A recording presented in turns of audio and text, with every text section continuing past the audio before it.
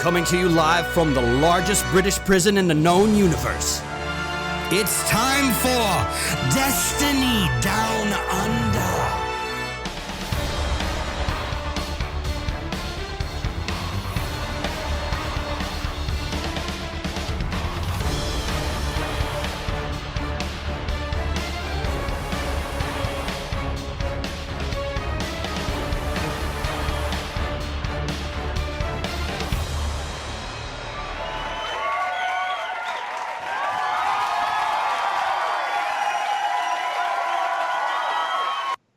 G'day and welcome to the 84th, I believe, episode of the Destiny Down Under podcast.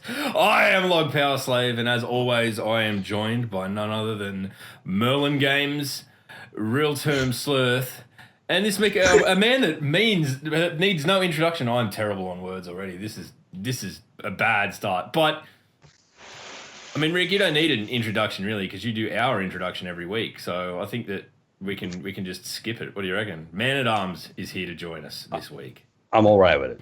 You're all right with it? Good. How it going? I'm good now that we're doing this. It's been a busy few minutes, but it's we're rocking and rolling now. So let's dive in and quickly go just round the arc. How's everyone's week been? What have we been up to? That sort of bullshit. We'll start with Matt. Well, look, I was feeling really good this week because I'm back on the Law YouTube train, and I finished pretty much 2 videos this week, and I was like, weekend off. I'm not touching YouTube stuff. Like me and Danny was like, we're renovating the kitchen. Like we're gonna go look at some tiles this morning, and then I woke up, Black Spindle, Danny, drop everything. I can't do it. I'm not going tile shopping with you. I need to look at this law. I need the law tab. Fuck off. So that's been my morning. Yeah. Yeah. Wow. I'm sure she'll love that too.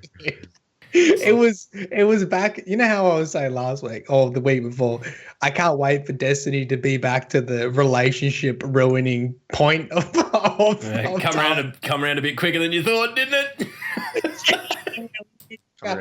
So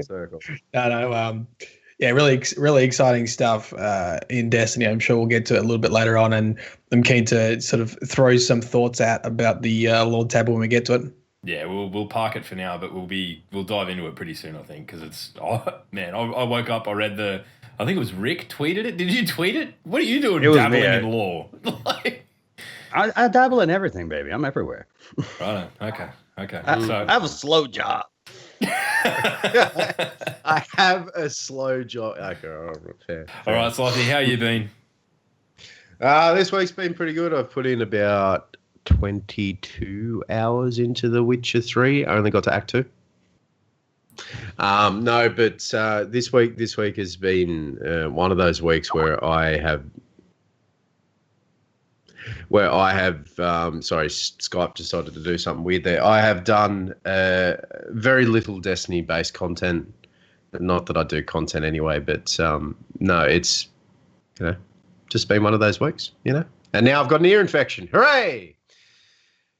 Good. Okay. Good. Okay. Well, you're in the doldrums, but that's good. Matt, no, the rain is fine. Okay. The rain. Thank you. Sorry, it's really loud. They just started raining in the background. I'm like, oh my God.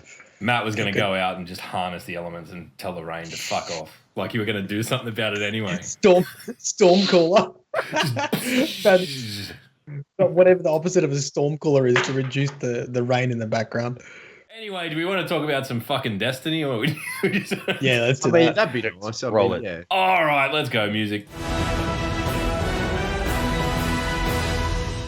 All right, so Matt, do you want to dive straight into it? Because it's been the big news of the last 24 hours, I suppose, is the, what's it called? The new spindle? Whisper of the Worm, the new black spindle, which looks incredibly powerful from what I've seen so far.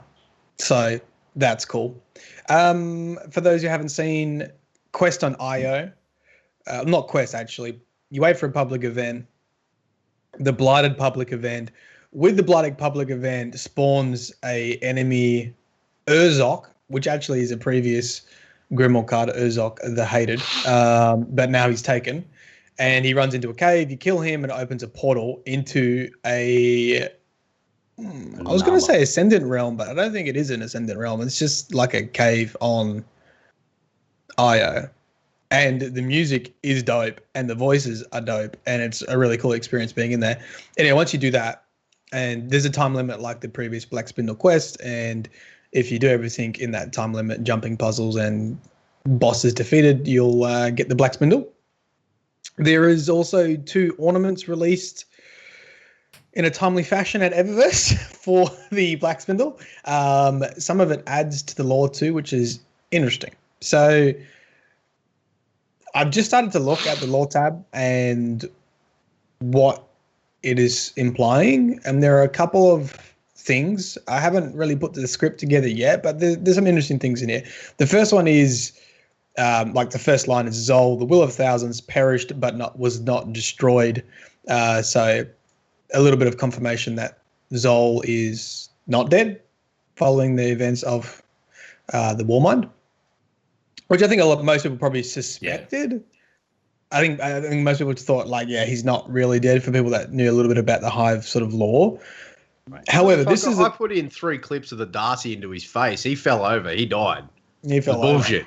Yeah, but it's a typical bloody Hive death of not dying at all, really. It's just, you thought I was dead. Yeah, and the thing with this card, though, and this is sort of the overarching message of this sort of lore tab, it is very much like Touch of Malice.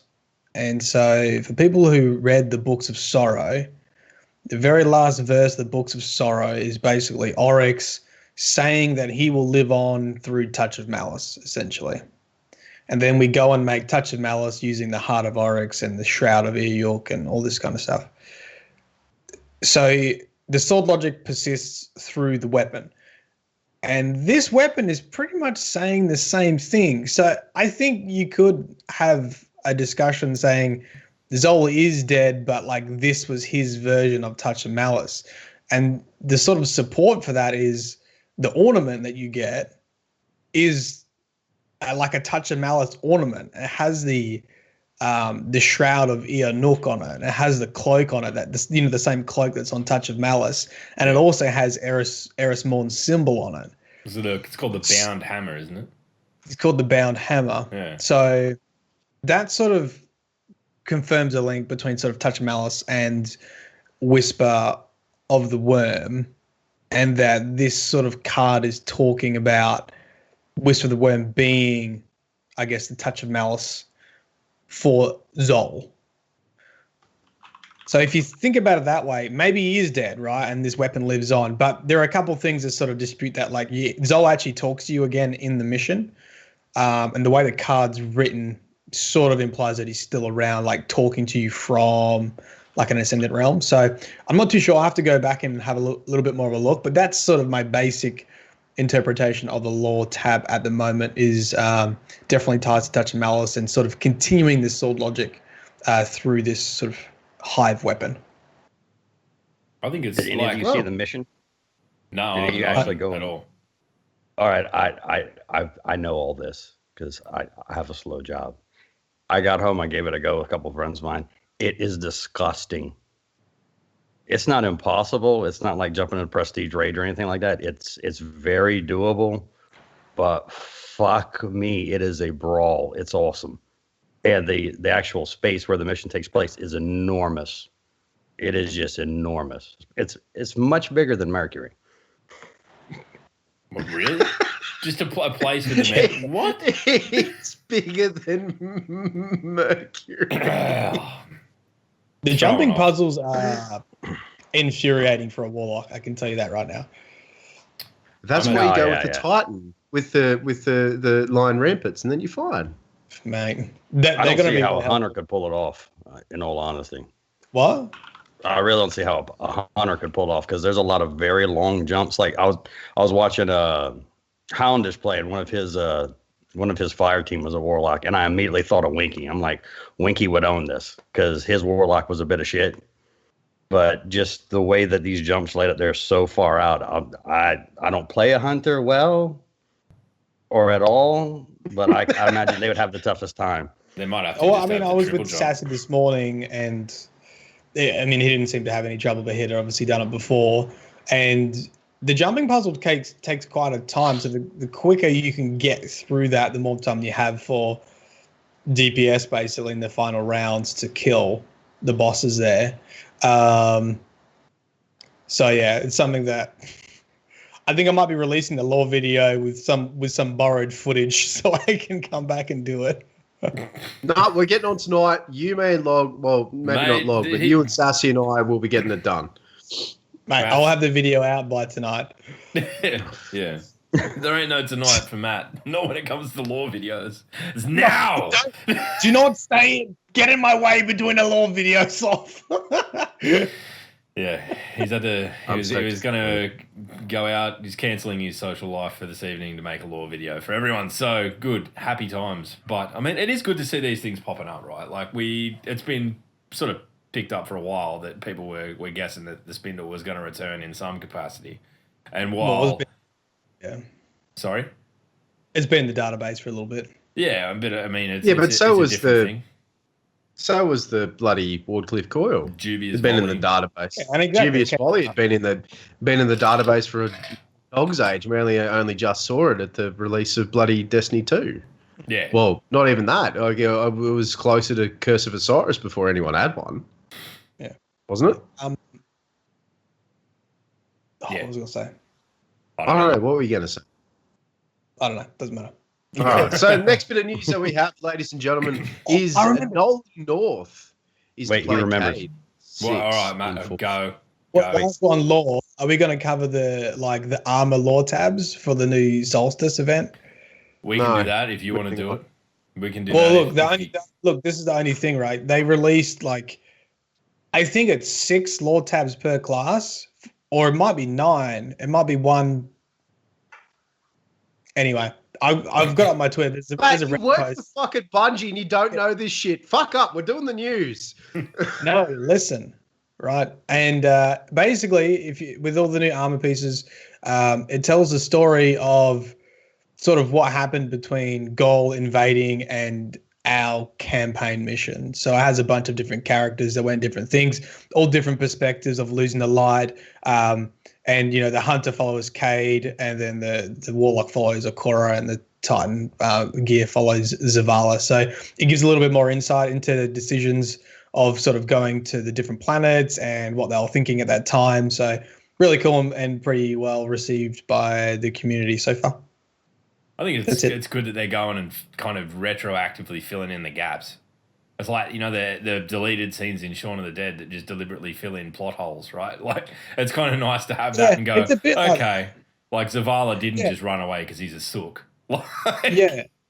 Yeah, I think it is a little bit retroactive, and I think that was sort of like the comment about that was like, this is awesome. I wish I had it like when we were doing it, so I understood a little bit more about those decisions. So I still think that it's a good decision to do that. Like, it's a bit of commitment to like the lore and like filling in some of the gaps and some of the issues people had with it. So, I mean, I like it, and there's many, many pages if you actually read all of them put together. I just think it's a good sign that, like, when we do get these events going forward, that we're going to be getting lore out of them. Like, I mean, you look at like the Dawning, and it was pretty light on anything of real substance. It was more just about pretty armor and things like that. And while we do have the triumphs and everything tied in with the Solstice of Heroes, it is good that we're still getting like that layer of kind of knowledge out of it as well. So I think good move, exciting time. Well, yeah, there's probably more lore in that than there was in Osiris, lore tab wise. Exactly. I mean, It might be the best example. Yeah, Osiris is not the best example because yeah, but my last book had more Destiny lore on it, and that was based on fucking ornithology. So, right, good. no. All right, Slothy, you want to do That's the news, the one. dude? Do you want to do the next bit? Finally! All right, Right. so Nolan North is to play Cade in The Forsaken due to Nathan Fillion being unavailable. Now, people are saying that it could be very, very close to the reasoning could be that he is doing somewhat of a TV series for the Uncharted, the upcoming or the forthcoming Netflix series for the Uncharted. For Uncharted, I'm fine. English. But because he may have a very small role in Forsaken, he may have just gone, well, Nathan can do it. Nolan can do it because he is an incredible voice actor. So be that as it may, you guys can form your own theories and all that sort of thing about it. But Nathan Fillion is no longer part of Destiny. Update on 1.2.3 slides. That's not explicitly what they said at all. No. None of this is true. From what we know, he has not got as big a part in Destiny as the vanilla release, and with him showing up in screenshots for the Uncharted Netflix series. Wasn't that a fan movie? No. I thought the Uncharted thing was a fan movie. The one I saw was a short film. Yeah, I'm absolutely certain that he was in a fan movie. Uncharted fan movie. Anyway, what matters to us, I don't give a shit about Uncharted. I couldn't give a fuck less. What matters to us is that he is not the voice of Cade in Forsaken. So I think it was Bless actually said this in one of his videos like ages ago when they showed a bit of the footage from was it the mission or something like that he sounded different. And if he's managed to pick that up, that's fucking incredible. But, obviously a lot of mixed reaction to it. A lot of people are a bit butthurt about it and all that sort of thing. And while, that's reasonable, it's a character that you're attached to, I think Nolan North will do an amazing job. I mean, I know that the Ghost at times can be a bit of a punish, but this is a world-class voice actor and this is what he does. So I'm sure that he'll carry it with aplomb until Cade gets killed. And then we don't have to worry about it anymore and we can just move on. Yeah. I mean, it's interesting. Like, how many lines were there before he dies anyway? Yeah, they couldn't have got Fillion for like half an hour over a lunch break or something. Just like, I'm dead. Come on. That'll be $30 million. Yeah, I mean, I guess it sort of gives some insight to how many things need to be lined up before you put the voice in, right? Like, because part of me is like, surely they would have had some of those lines ready, once, because, the decision to kill Cade would have come, that would have been in the making for a long time, right? Yeah. So they would have known that he's going to be knocked off. But I guess, by the time you put like all the missions and the campaign and the storyline, the lore tabs and armor pieces and then you start looking at this as like a cohesive piece, you're like, okay, now what bit matches? What things do we need to be said to help someone follow this campaign? And then Fillion's like, too busy, sorry. But we're killing you off. We need you. I mean, given that, like, the way Fillion was in the interview about it, like, I don't think it was a matter of him just being like, no, I don't want to do it. I just think that he legitimately couldn't. Like, he doesn't seem to have just gone, they're killing him off, I'm washing my hands of it.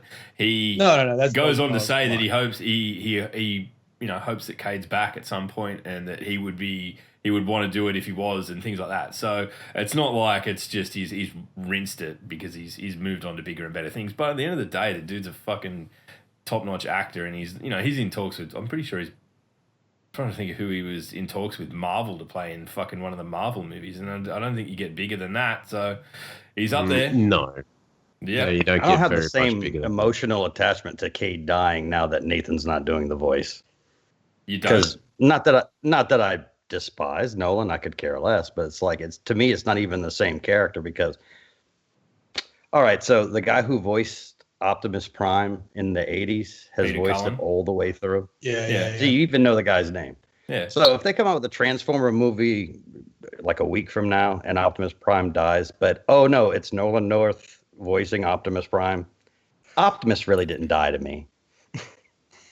I get what you're saying. I get what you're saying. Yeah. I think it's really unfortunate timing that they've done they've done a massive sort of thing with killing Cade and then there's a schedule conflict essentially. Like that's probably that would have been someone's fucking worst nightmare coming into the office that day. They realized that they fucking couldn't get, like, can you imagine that? You've got everything sorted, everything fucking sussed out. You've got this massive reveal. Everyone's loving that, like, well, not loving, but this dark tone of Forsaken. Cade's dying, and like, we're bumping up the seriousness, and then you get a fucking email or something that's like, oh, guess what? Mr. Fillion is unavailable. Mr. Fillion is unavailable. Yeah, that would have been.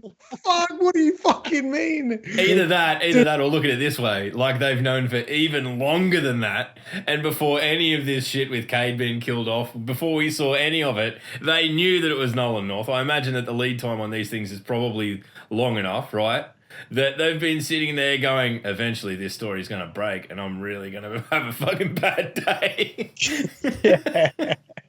But at the end of the day, like, we are very passionate about Destiny and all that sort of thing, but this is just one of those things that sucks when real life practicalities come in and kind of shit on things, and it's beyond anyone's control. Because by the sound of it, as I said, it wasn't a matter of Nathan Fillion not wanting to do it. He's worked with Bungie extensively in the past, and I can't see that relationship or connection deteriorating long term. It's just a busyness thing, I think. So fingers crossed we see him back in the franchise in some capacity. Cade 7. Anyway, moving on. Cade 7. Okay. Hey, on that note of Cade 7, right? Because everyone's like, can Cade come back? Whatever.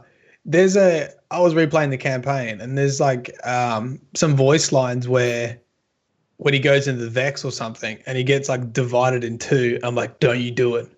Don't you write in a way for him to come back? Actually, you know what? It was in the new armor pieces, and I almost tweeted it out, but I thought, nah, people will get upset. But there's a bit in there that's like about Vex and multiple simulations and sort of being divided. I'm like, don't you fucking write in a back door to get Cade back? I see what you're doing. Don't do it. I don't have a problem with them bringing him back, but he's got to be dead for a good while, and it's got to be epic when they do. So anyway, fuck, Cade 6 derailing yet another podcast. Holy shit. Do we want to jump into the things that are actually happening right here, right now in the Destiny universe, or do we just want to go on with this one, boys? What do you reckon? So, ladies and I'm playing gentlemen. Music. Got that. All right. Suck on the fattest part of my update 1.2.3 is live. We have bounties, 5 bounties a day. It will now be available from Shaxx and Zavala. These bounties rotate on a daily cadence, but they can run out of time. If you do not get them done by the end of the day, the end of that 24-hour period, they will be marked as failed, and you will have to move them on. But it's really good to see that the bounties come back. I think that was kind of a staple of the daily grind for Destiny as a whole. Yeah, I know it's weird how satisfying bounties are, and there's nothing like mechanically different between bounties and challenges, but it's just like, when you make a list and you do a checkbox, it just feels fucking good. I don't know why, but just having bounties in your inventory and then clicking on them to complete them just seems totally different than just having a passive challenge that you do exactly the same thing with. Mm. It feels different. Do you think it's it's familiarity, or do you think it's just that like it gives you I think it's a little bit of that's the system. I think it's a little bit of familiarity, and it's a little bit of like the gambling fucking cha-ching. It's a little bit like that motion of pulling down the we have been mentally trained to be happy when we get a little tick in the box. We've been mentally trained to get that gold star on our homework. Yeah, it's a little bit like that. And like having them all ticked and then handing them all in at the same time is just like, yeah, miss. Would you like an apple as well? So good boy. You've done your homework. But in PvP, it keeps things fresh because you're always doing something in PvP. So it's like, okay, go get 50 50 is excessive, 15 sidearm kills. I don't really like sidearms, but what the hell, I'll go muck about. So it gives you a little side game to play. A little goal that will probably keep you occupied for like an hour and a half or so. And they go, yeah, that's enough Destiny for one day. I've got my dailies done. And then you can just go, hey, the first thing I do when I go to the tower tomorrow, at least I did in Destiny 1, was to go and visit old matey robot that gave the daily quest. So I'm glad that they have returned. Yeah, I mean, I think it's one of those things that they probably I think everyone underestimated the importance of, right? Like, if before Destiny 2 came out, someone said to you, "Oh, guess what? There's no bounties," you'd go, "Okay."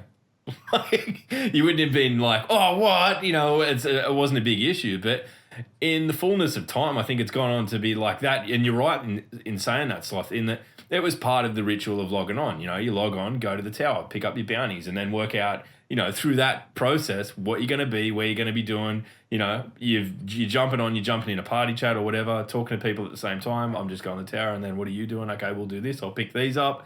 It's kind of like it gives a kicking off point, and I think that if it becomes part of the ritual again, I've got to remember that they're there. Honestly, I played two nights of Destiny, and I'm like, oh shit, I forgot about the bounties. So I've had to go at it now. But you know, like now that you've got to get it back into the routine of what you do and when you jump on. So I think it's ultimately a good move, and the fact that it's familiar is excellent. So moving on, we want to jump into the new raft of exotic masterworks that have released with 1.2.3. This was a highly contentious issue. It was a very, very contentious issue, at least in my community of not people who don't do raids, exclusively do not do raids because they don't have they don't have enough people to do it, or they don't feel socially like they're not. They don't have enough of a grasp on their social anxiety, which is fine because you know what, it happens. It happens. Like people play games to get away from social anxiety, and if you play a game like Destiny, you're kind of forced to play with people. So you're saying that it's a contentious issue because it's behind content that they aren't willing to play? People, at least in my community, were not happy that they cannot earn those particular catalysts from anything other than the raids, because they don't do raids. They exclusively do not do raids at all. I mean, it's fine. I think it's fine. I think that's just tough titties. Like at the end of the day, yeah. I'm not saying that it's a bad thing. But, I mean, maybe it should have been like, you know, I think we're all getting to the point now where we understand, or we know that the Bungie is going the direction like you're not going to get everything. You know, it's the same with the Crucible weapon, right? Like unless you play competitive, you're not going to get it, right? Right. And I think the catalyst, you know, maybe it would have been better if it was just Legend of Acrius catalyst, because you can't get that without doing the raid anyway. So, you know, I guess there'll be people that are really big fans of like Sleeper and Telesto, which aren't necessarily like raid weapons, and not being able to get their catalysts. I can see that side of it. I can, but at the same time, I think we need to still keep pushing for, you know, you're not gonna, if you don't play all the content, you're not gonna get all the gear. Absolutely. Yeah. So the catalysts are. Sorry, Slothy. Go ahead. No, the catalysts are the Legend of Acrius, Telesto, and Sleeper Simulant are now available as rewards from Prestige Leviathan, Eater of Worlds, and Aspire Stars, respectively. So, and from what the chat is saying, they're dropping like candy. So if you do manage to beat the Eater of Worlds and Aspire Stars this week, on the modifier, congratulations, you have done something that I would not even be willing to do. I watched Jay Sniperton do the Spyro Stars with half of a hand-picked team, Prestige on PlayStation 4 yesterday. I don't have the patience. I would not have the patience. I think it's one of those things. I think that's the good thing about this system, though, is that like this week, it looks brutal and hard and all of that. But there's going to come a week where the weapon roll is favourable and people are a bit more willing and all that sort of stuff. So for me, it adds that. I think, and we have spoken about it before. It adds that layer of interest in the raid each week to go, oh, okay, it's an easier week, or a week that suits me better this week.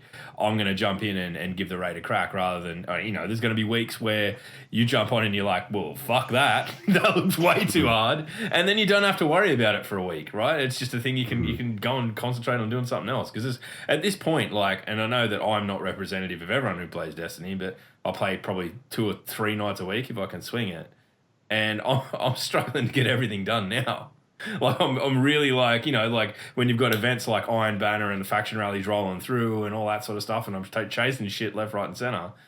If someone came and said, "Look, you know, the raids this week are really fucking rough. Just don't worry about it," I'm like, okay, we'll cross that off the list pretty readily, and it frees some time up. So I think both ways it's a good thing. Yeah, all they're doing is prolonging the content that is already there until Forsaken. And if you want to do it, if you want that extra challenge, go for it. And you've got your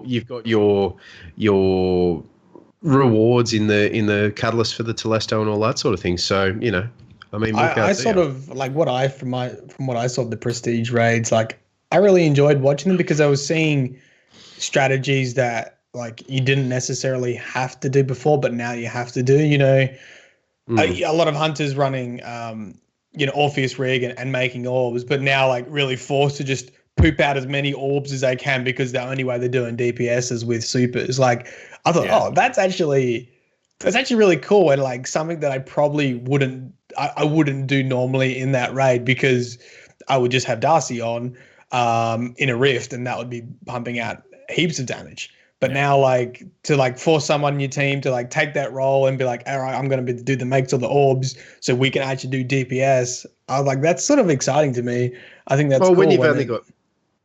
Sorry, Matt, go on. Finish up. Well, I think the other thing is like, I sometimes feel a lot of my motivation to play or to get gear is for raids, you know, like, you know, I wanted Galahorn so I can do like DPS in this part, or I wanted Saint 14's helm so I can, you know, do defensive bubbles, and like, so it was really like a specific weapon or armor piece that solved a very specific problem in a raid, and it just made, you know, that sort of match better. And so I like this idea now that like, okay, I need to be running this class with this item to give everyone in my team an advantage, sort of having this like role to fulfill rather than everybody doing the same thing. So I think that's always been the strength of Destiny, right? Like I think that is what makes raids, like that variety and that having to think about it, and that you're the guy for this, you're the guy for that, you own it, right? Yeah. Like think about, I mean, like Golgoroth, for example.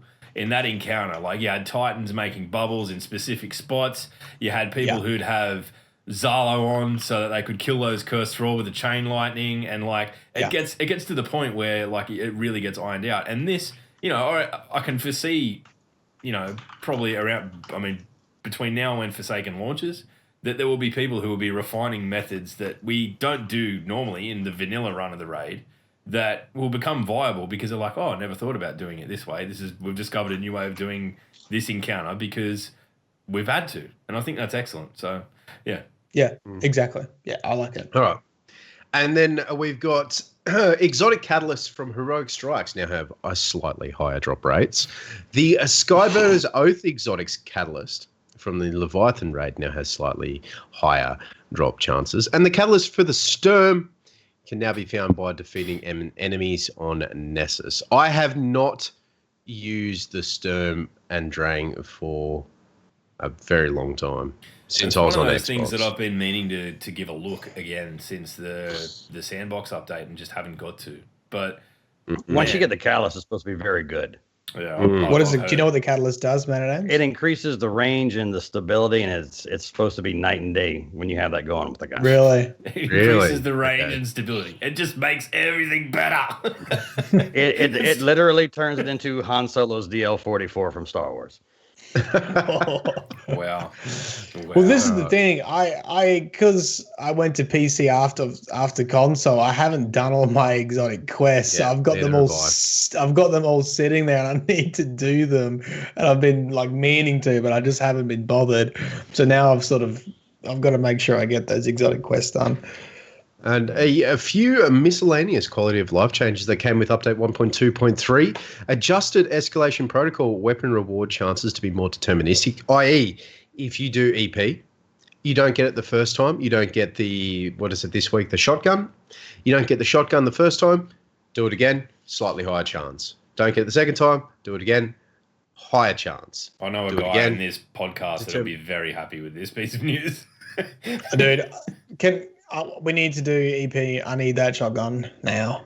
I still don't have it. No, you don't. No, I you do. don't. No, you don't. No, So, fine. Chat, help me, please. Send help. Someone help, please. Someone help, please. all right. So, and then in regards to the Mercury Forge weapons, once all the Forge weapons have been obtained, they become available for direct purchase from Brother Vance in the Lighthouse. That is one, at least for me, that is one group of weapons that have about, like, the Soul Pariah and the Perfect Paradox are good. The rest of them, not so good. Does it include the Perfect Paradox? I guess so. If I mean, you've if you already- Because that's if not you really a forge dismantle, weapon. You That's get a fucking good question. Run.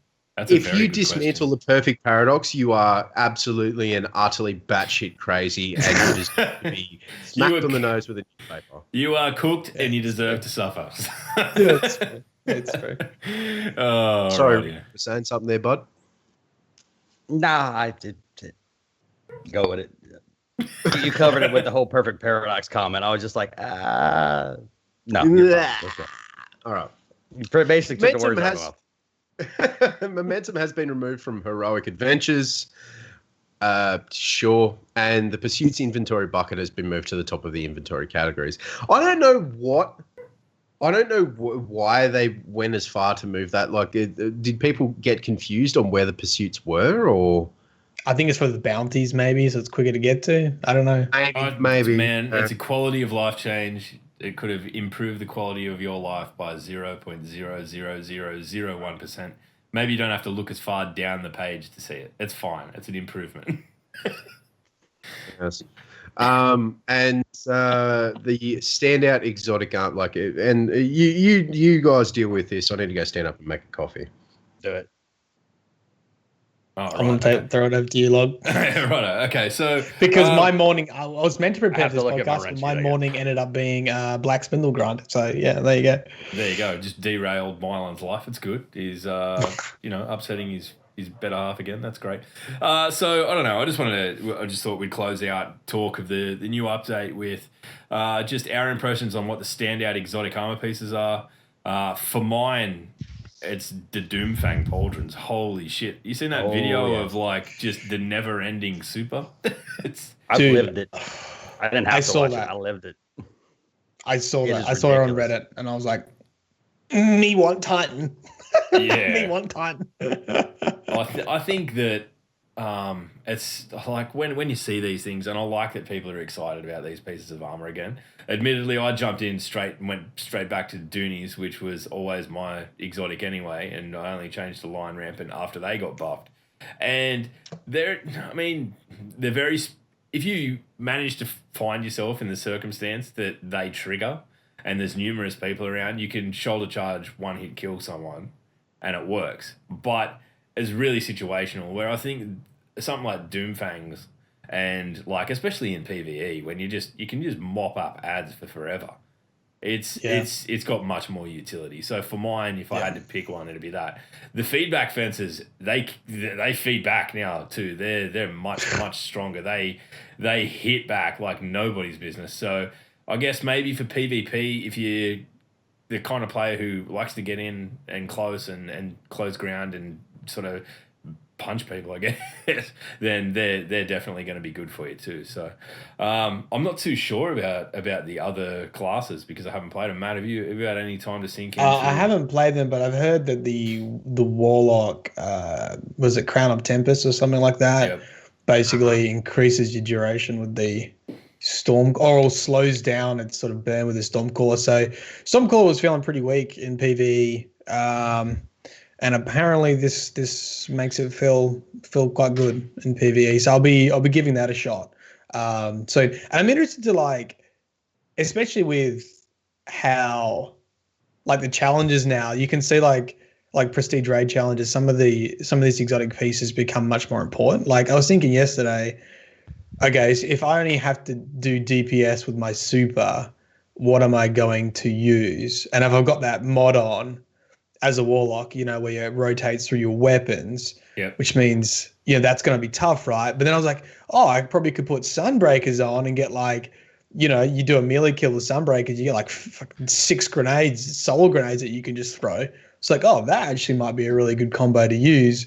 Or, maybe it's something like this and you do ad clearance and you just go on forever with your Tempest on.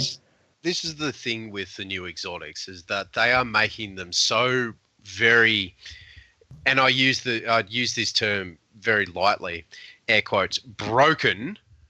They're very broken, so people can build their builds around that. If you're in a set raid team every week and you want to go out and make it as hard as possible or as easy as possible, use Sunbreakers and throw 1,000,000 grenades. Or if you want to be wear the Syntheseps and you want to get into a group of, all of the enemies ever and just keep punching forever, then you can do that. Like I think that was people's criticism of exotics in general, right? Like armor and weapons from D2's launch, and it is good to see them just going, you know what? Okay, they weren't exotic enough. Now they're full tilt. And while, especially with armor pieces, I think it'll always be the nature of them that there will be like a few that are just well and truly you get way more value out of than the others. But that's fine, because at the end of the day, provided that they're not criminally ugly or something, it's fine. It's, just get in, use them when they suit you, and then change it out. It gives you an incentive to play. Where, because they were so vanilla before, I had June Marches on for 6 months and never took them off. And it didn't really matter, and it wasn't like I didn't feel like I was getting fucked over by anyone that had some exotic that I didn't. So I think it really will get people chasing exotics again if they are this crazy, and it's great. I'm stoked for it. The feedback fences reference Sheik's tweet, and I spoke about this last night, but reference Sheik's tweet. Like, legitimately, he got punched, and there were 3 people around him. He got punched, and they all died. Like, Yes. Yeah. If you want to wade in, because it's even better in PvE. If you want to wade into a group of thrall, just taking all the hits, and you're just sitting there dancing, and your, exotic arms just burn everything around you. I mean, more power to you. Like, that's cool. That's cool as hell, man. Like, well, you've got to stack the proc that you have to punch 3 people to get to that level. So it's not like you just get hit and that happens. You have to actually melee 3 other people. And then when you get hit, that's when the huge explosion that you saw where everybody died happens. I think those videos show like the best possible outcome, right? Like you're not going to find yourself in that situation a hell of a lot of the time, but there may be one day when you do, and people will just be, what the fuck? No one will understand what happened. I spent 2 hours trying to figure out how to do a 1-hit kill with Dune Marchers. 2 fucking hours, like every subclass, every build. I figured out how to do it, but it's not sexy at all. I'm sorry. Like if you get the bottom tree Sunbreaker with the sunspots and you punch someone, that guy won't die, but the dude standing next to him will absolutely die. I'm done. Call Mercules. But these are the things, these exotic changes, they're making them feel exotic. They have this perk that is so weird and wonderful. That is now just over the top, and it's really, really good. It's really, it's finding it. Like, it's like it's like I was saying before. I feel like it's finding those puzzle pieces. It's like, here's a problem, and like here's a piece to solve that problem. If you like playing this way, you can use this. If you like playing this way, you can use this. If you want to do this way, use this armor piece. And I think it's getting much closer to that now. Like, even I'm just having a look at some of the other Warlock ones, like the Karnstein armlets. I think I saw a video, someone like saying these are insane now in PvP. They basically heal you when you get a melee kill, and they can keep healing you. So like, I'm interested to see what comes about of that. Yeah, I'm trying to think. Was it Aztec Ross that shared a video of that, saying he's like, this is fucking broken. And to be honest, it might have been Man at Arms interview. It might have been True Vanguard, I think. No, well, that segs nicely into the next thing that we're going to discuss, and that's the contentious issue of the 6v6 quick play. And for mine, like, I love it because it's just chaos, but that's the way I am, right? I think the best video that you can watch to sum this up was it yesterday or the day before? True Vanguard's montage of just him running around killing people. Like, it was so action-packed. It set to Kickstart My Heart by Motley Crue. It was perfect. It was so, like... And not heavily edited, mind you. It was sort of just like all these multi-kills strung together. And there is people everywhere. There is action everywhere. And for mine, I really like that. I understand it's not everyone's preference, but how do you guys feel about it? Have you enjoyed your time in the Crucible since the update, or? No. That's all I do now. Go on, Man at Arms. I don't even do my milestones anymore. I get up, I either play 6v6 or Rumble. Like I've done nothing with my milestones except Yeah. for anything related to Crucible because that's what I enjoy. Yeah. And I'm loving it. But yeah, the 4v4 I went to right before the update. I played 4v4. I was talking to Sloth today actually. I said, you know what, this shit just really needs to go away forever. I'm glad it's going away because it is boring as hell. I think it slows it down so much now. Like once they did the 6v6 Iron Banner and we kind of got the feel for that. Sloth, just say something quickly. Yep. Yeah. Hello, hi. Once we got the feel, the taste for that kind of like chaotic, really fast paced, and while I'll admit that there's issues with the spawns and things like that, people getting caught out in spawn traps and stuff like that because the maps weren't originally designed for that. I think that is a thing that happened. Going back to the 4v4, it does seem really fucking slow, right? It really slow. Yeah. But I find that's my only complaint. Some maps really don't suit the 6v6 just from not at all. Just from the spawns and like line of sight and stuff like that. You just feel like you spawn in and you're instantly being sort of targeted, and it's not just sort of in the same direction. Like you could spawn in, there's people to your left, people to your right, people in front, people behind you, and it's not as enjoyable. But I guess in regard to the pace, it's much more sort of frantic now and exciting compared to what it was before. And now you can do a raider, then you can go straight into a Crucible match. There you go, and that's the numbers game was a criticism we had at launch, right? Like that whole splitting your fire team up and all that. Yeah. Anyway, let's not get into that. Rumble. I haven't had a chance to play Rumble. Have any of you dudes played Rumble? Rick, you said you played Rumble. I thought I loved it. I really did. I fell in love with it immediately. But I got addicted to Fighting Lion, and Fighting Lion and Rumble is not great unless you're Sheik. But, like I swear to God, my very first game when I was Sentinel Titan with a Fighting Lion and that stupid New Monarchy slug shotgun, and just knocked it out of the park. Made a bubble, killed everybody. I'm like, I love Rumble. Went like 8 games in a row, just got completely shit on. But the 9th game, where I came in second, like made all the other games go away. But it is chaos. But every once in a while, you run into that one dude that levitates when he gets angry, and you can't kill him. You can't even hit him. He's a ninja, bro. And that's a chance. That's like in D1 though. Like the people who played Rumble in D1, they were a little bit different dudes. I don't know if you guys remember this. Yeah. Like mentally, they're. It is. It's like we don't even talk about this anymore. Like, they had the sweat community, which was a whole other thing in private matches. Like the Rumble guys are Rumble guys. Like they're not necessarily good in 6v6 because they don't get along with others, and most of them are mildly psychotic. But no, you can have a great time in Rumble, or you can just have the worst. For the first time in my life, I played a game like early this morning, like 3 a.m. because I was up. The dog had to go pee. I'm like, I can't go back to sleep yet. I got no kills. That has never happened. None. Like 0 kills. What's the power ammo economy like? It's the same like in 6v6. You got 1 spawn point from the jump for the power ammo, then it splits to 2. You have no shot of getting to that. Basically, like the dude who gets to it and can hold down that area, he has the advantage. Yeah, so you have to take that. I wasn't playing Rumble, but I definitely had some frustrating guys or games where it was like one dude with Acris the whole time, and I was like, "Fuck! How do you still have that?" You're gonna run into that game. You just have to take it. It's gonna happen anyway, baby. Just breathe deep. It'll be over. Go to orbit.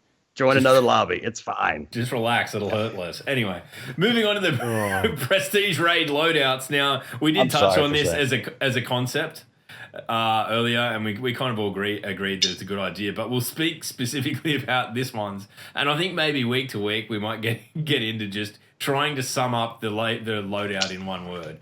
So this week, we've got the kinetic is a pulse rifle, the energy is a submachine gun, and the power weapon is a grenade launcher. Now, it surprises me that they went with this straight off the bat because it's nasty. Yeah. It's really pretty mean. nasty. Listen, with the release of Prestige this week on both Eater of Worlds and Spire of Stars, they wanted to make it difficult. Yeah. And they did. And Yeah. and they did. Like,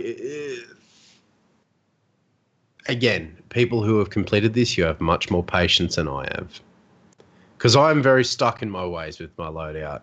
Usually a Midnight Coup, followed by a hard-hitting Pulse or an auto rifle, and a sniper or a rocket. A grenade launcher and an SMG? Nah. Yeah, See, I'm most looking of forward to that jumping suits in. me. I'm 2/3 looking of forward. that suits me. I can rock pulses. I can rock a submachine gun. Probably not in the raid though. They're not weapons I But would see, have taken into the raid. like, I want the excuse to use a grenade launcher in the raid because normally if you would put that on, people are like, what the fuck are you doing? No, do not have a grenade launcher on. Like, you Yeah, know, I mean- like now it's like I could like I'd Bring your never fucking goof around colony. with colony. Yeah, now I'd never get a chance to goof around it. Like Kick that'd to be orbit. cool. I think it's in that. I mean, from that perspective, it's fun. It's going to lead to some funny shit. Like, no one uses a fucking colony raid, Yeah. but you know, like I imagine most people won't anyway. There's probably heaps better options, but I don't know. I mean, it was a mean fucking first week. We can say that.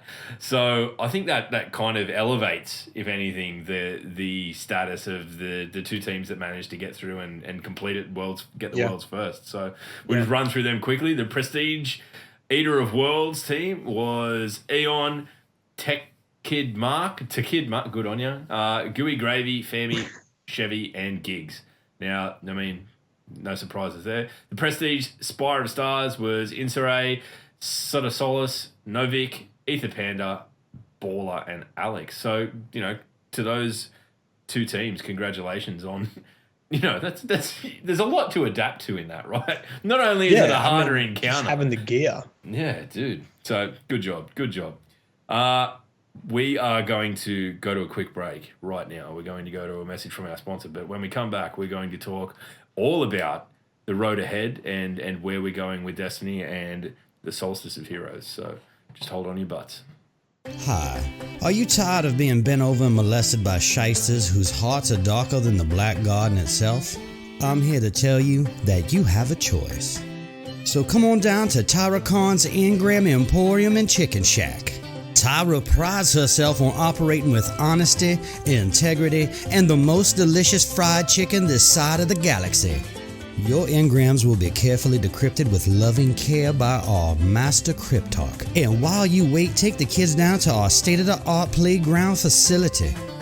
Select one of our pedigree, free-range chickens, and then watch us flash fry that motherfucker at 313 degrees Celsius in our secret blend of 13,003 original herbs and spices. Tyra Khan's Engram Emporium and Chicken Shack, where your purple engrams never turn blue. We open daytime, nighttime, all the time, y'all. Down on the farm.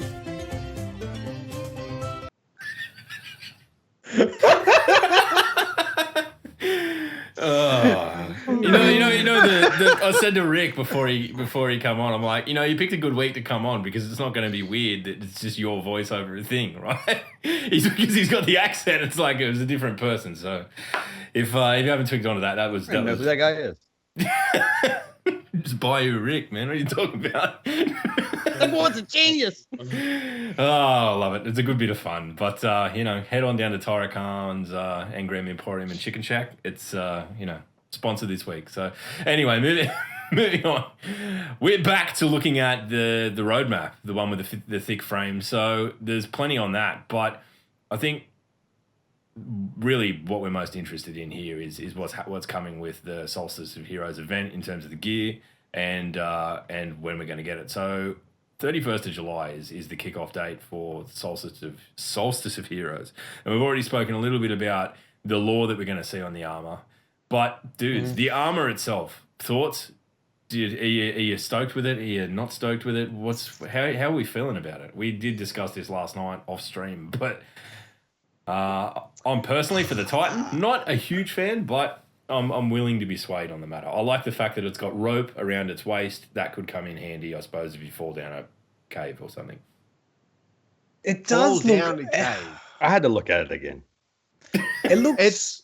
It looks good, but it's not Age of Triumph blow your mind. No. Yeah, true. Nah, yeah, no. True. The You know, fucking, Age of Triumph. You just think about the Crota gear that you got. yeah. You had your legs turn into Vex legs for some of them. Like the gear literally made you have like Vex legs, Yeah. or like body parts. And then you had ornament on top of it. Like remember like the Crota stuff where like you had horns and shit that would like glow out. So Neon horns.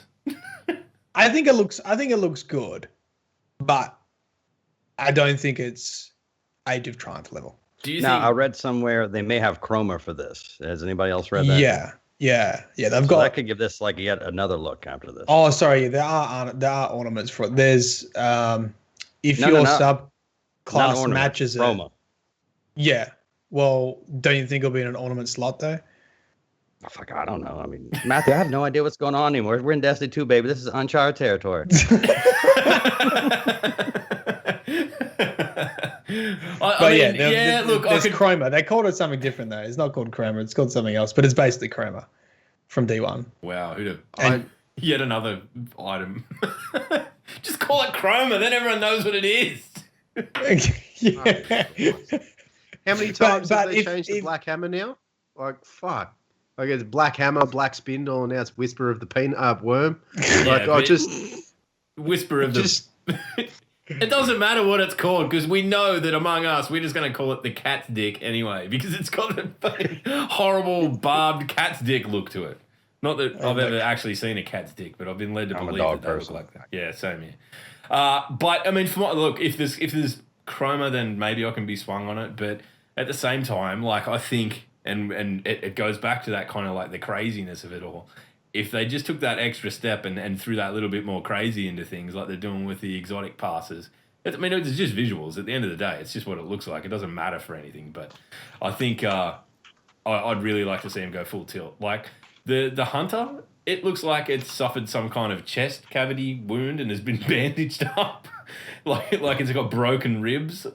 So, I mean, I'm not a hunter. Maybe you like that. Maybe you relate to that. But for mine, the armor itself isn't the shit that I'm excited about with the event. It's how I'm going to earn it, and I think basically the deal is we go into Redux versions of 5 different missions, and there's different enemies, and they play differently and all that sort of stuff. So, Homecoming, Spark, Payback, 1AU, and Chosen are the missions. So they're pretty. They're some of the more memorable missions anyway. So for mine, I think that I'm excited to get in and see what they do with the encounters in these missions. So, dudes, have you got any thoughts and takes? Is there anything that you'd hope that you're not going to see or that you want to see? Wait, so do you reckon they're actually going to be changed, the missions? Well, they've said they're going to be changed, so I assume that they're going to be changed. No, that's the thing that's happening. Yeah. What are they? That is something that is changing, Matt. We have spoken about this, and they have spoken about this. Well, I was away last week. What did they specifically say? They said there's going to be new enemies. Motherfucker, be you write the damn T-Lab. What did they specifically say? They said that the encounters will be changed. But it's vague as piss, but it's sort The of... encounters will be changed. Yeah, there will be new enemies, more enemies, tougher enemies, like all that sort of There stuff. was a video, developer video on this where they said we put in new bosses and there's a lot of animated behavior and things. So they've been changed, Matthew. I don't know. Call Chris. Okay. Ask him. I don't know the specifics. I really don't know the specifics of it, but there's definitely changes. For mine, I think that I just want to see him go crazy. Oh, maybe it's just me. Maybe I'm at a bad point in my life where I just want everything to go crazy. But I want him to go crazy with this as well, with the armor and the exotics and everything. So I'm not particular. I don't know. Like, do we need to be protective of like the canon of the missions? Do you think? Like, does it need to fit the tone of the original mission, or can you? I think so. Or can you play Homecoming and instead of Gaul, there's just a massive fucking ogre on the shit? You know, like if they change the canon of the missions, as much as the missions aren't like as much as the the vanilla missions. Once you go through it once, you just sort of yawn fest. If they do change the canon of the missions, people are going to be up in arms, namely the lore community. It's just, if they went out and did taken Gaul, he was infected by Savathun. Yeah, but it's not a literal thing. Like, this is an event based around like meditating on missions that you've done and going back, and like that's the premise, right? So why hold it? Why? That's just shit. That's just I don't shit think they went that far with it. Well, I think if they're meditating on the difficulty, missions, then that's just shit memory. You know, that's like what are you talking about? Look, there could be. I mean, to be honest, this would be a great time to sort of give some purpose to Curse of Osiris, really, to like replay missions in alternate simulations, and then they could just do whatever they want. And that would be a nice like justification of that. Using the Infinite Forest to turn Gaul into a giant Oryx Minotaur. But I mean, look, they've added stuff like this. This is like not new though. Remember when Omnigul returned and they added all those like speech lines? She's like, Omnigul's undone her death, and then she like came back and you had to. I can't remember what that was for though. I think it was for Omnigul has undone her death. We're not worrying about the canon, but she has just one line explains it. She has undone her. And we all went with it immediately. We're like, oh damn. Okay. But that's the Hive, man. They can do that shit. They're like that. Look at Zol. He's dead, but he's not dead. You never fucking know. Holy shit. Billy, relax. But like that's what I'm getting at. The premise of this isn't that we're going and redoing these missions. The premise is that it's like Akora, where they're pitched as meditations, and you go back and you do the mission again and explore the mission again. Where I think with this, they, to at least differentiate it, could just go full tilt and throw different things in, and I think that would be a good thing because it'd change up the encounters a lot. You know what? Like if they change the canon of the missions, I don't think they're going to change the canon. I think they're just upping the difficulty, putting some window dressing on it, make it a little bit. Maybe if improve some things they might have missed the first go round. Yeah, I don't think they're gonna rewrite canon on it. At least from what I've seen. Considering the lore tabs for all the items is, basically filling all the gaps in between Gaul and, like the Red War basically, and Zavala. Like it's very canonical. What do you call it? Canonical. Canonical. It's very canonical. Are we making fun of Matt's speech impediment again? No. It's the letter C is the word of the letter of the day, and canonical is the word of the week. Can I just point out that Matt? Can I just point out that Matt is the most educated person out of the four of us, and he just asked us what the correct word was for something. Motherfucker, you had no shot. Okay, so hey, hang on a sec. So Matt, you keep referring to the lore tab. Yeah. Is this a little bit of a insight about what you're working on with Bungie? It was on Reddit. Oh, yeah. Reddit's already data mined it. That's a close face. It's a close face. No, I haven't seen the lore. When you say lore tab, I get excited for the lore tab and it's all that sort of thing. But like, I don't know. Anyway, so we've got new Eververse stuff coming in as well. We have a ghost that looks like a black and orange sun. We have a ghost that looks like a compass. And we have a ghost that looks like a Bluetooth speaker that you put near a pool. It really does. You got skins. We've got skins for the Sturm, for the Jade Rabbit, and for the Suros Regime. The skins for the Black Spindle or the Whisperer of the Worm. We've got a chopper-looking ghost and a Tron-looking motorcycle. And we've got a fishing emote for those of you that like to sit down at Tyrus Chicken Shack and throw a line in. And salsa dancing. So good. I fucked up. I should have waited. And we've got salsa dancing, neither of which is a freaking air guitar. Yeah, I'll put that in there because I'm still angry about it.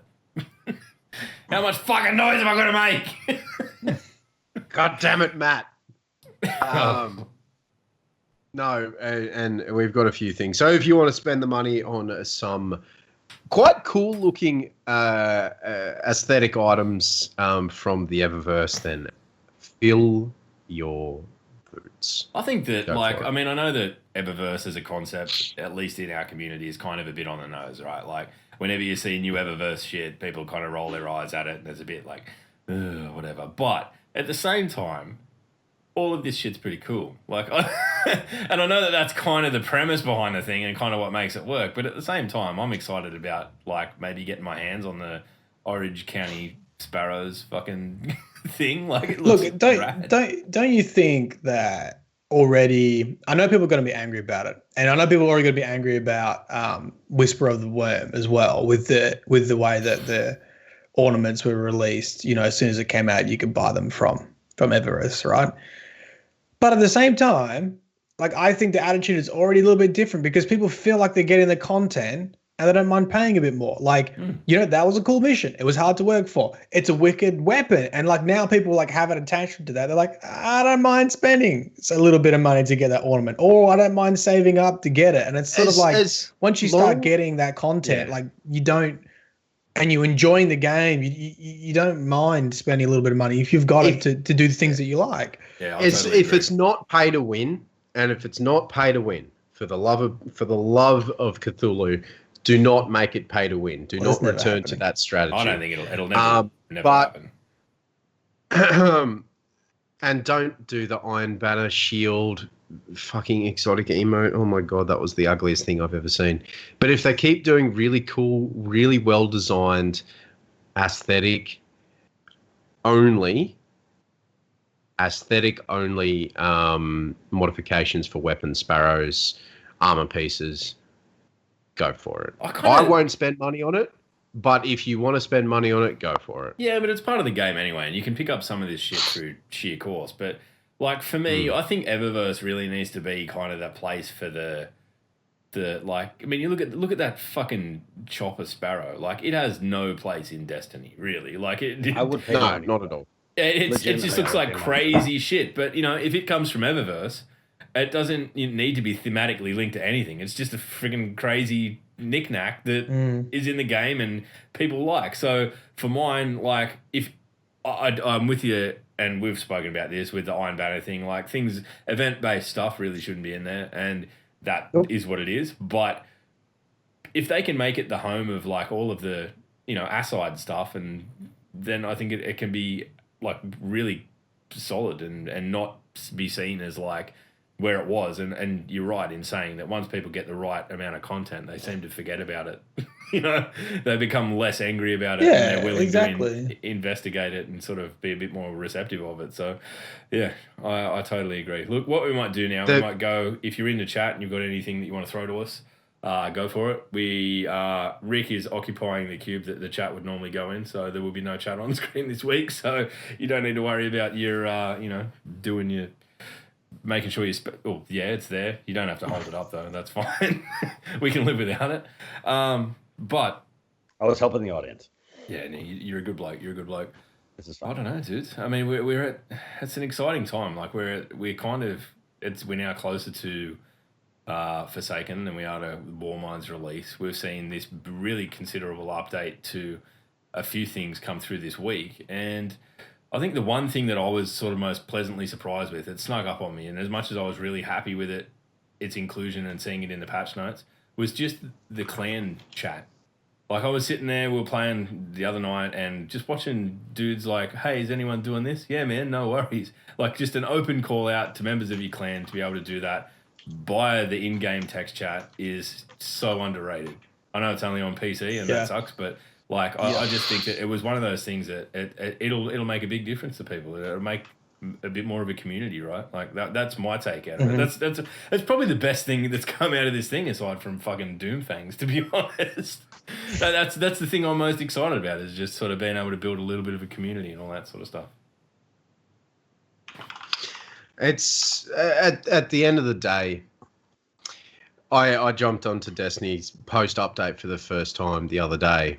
And I saw it just this purple name come up. It was like, hey, I just got this. I was like, what the fuck? You're not in my fire team. That's not a direct message. What is this? It's good to celebrate certain things, so I'm okay with it. It gives us a little bit more to deal with, a little bit more to, like if you don't usually play with those players, you've got a relatively big plan like TA does. It's good. It's good. I like it.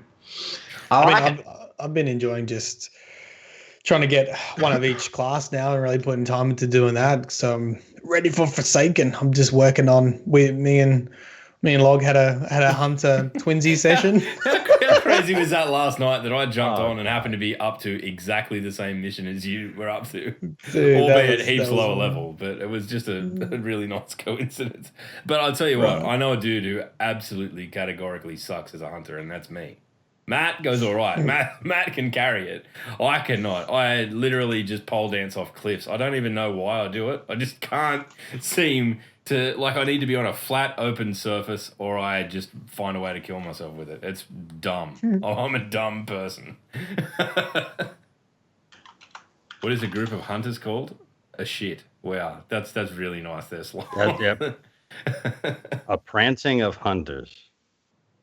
A prancing of hunters? I like prancing of hunters. A prancing of hunters. Yeah. I can pay that. So it cropped up in the chat before that Nathan Fillion doesn't even main a hunter. So the damn Hunter Vanguard doesn't even play a hunter because hunters are trash. Can't confirm. What does he play? He's a warlock. Oh, yuck. I'm glad he's leaving. Fucking hell. I'm glad he's leaving. I sort of like. I mean, I just looked at him. I was just thinking about. I'm like Nathan Fillion. He's a funny guy, and he has muscles, right? He definitely is a Titan. Warlock? What the fuck? That just stuck up on me, right? Log's upset. I feel really let down by that. I'm gonna go and burn all my Firefly DVDs that I've. I mean, you won't. No, I won't. I wouldn't do that. No, you didn't even believe that when you said it. Yeah, it was an empty threat. You can't even sell that because you have no self-belief. You know, Lockmain, what a god! Oh my god, Vibe, get out of here. All right, well, we might wrap it up there, gents. What do you reckon? We've talked ourselves to a standstill as always, and it's been a pleasure hanging out with Rick. It's good. We're gonna get him on and get him on a bit more often than we do. I mean, technically, you open every episode, so I don't know that you need to ever come on again. You're here anyway. It's probably true. It'll probably help the ratings if it don't come back on. Well, I don't think we rate anyway, man. I don't know, man. I'm looking forward to more advertisement. Those advertisements are so good. Just a bit of silliness to add to the middle of the show, so it doesn't get too word heavy. We can just have a laugh. Life's too short to take this stuff seriously. I mean, like, okay, at this point, there's so many good things going on with Destiny. Everything's moving